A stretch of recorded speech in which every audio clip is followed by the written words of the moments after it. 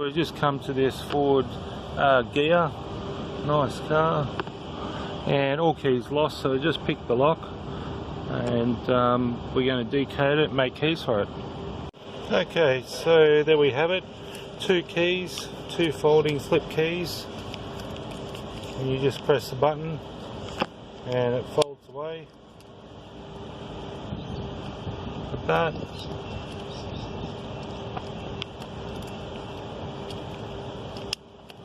Like that. Let's go and try them in the car.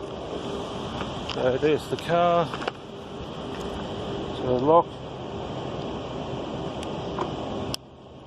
unlock, try them in the lock.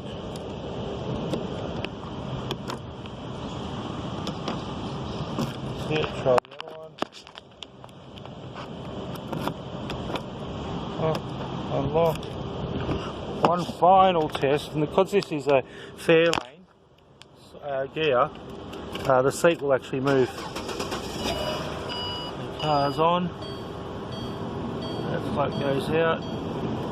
Really clean car, this one. You can tell the owner looks after this car and loves it. The car is on, so that is that. We will put 1 key in the glove box for him with the receipt.